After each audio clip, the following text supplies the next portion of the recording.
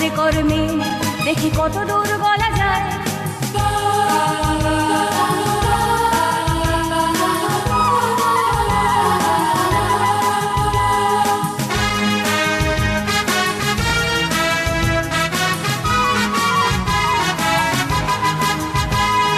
জন্মের আগে মৃত্যু দিয়েছি, জন্মের পরে ভয়।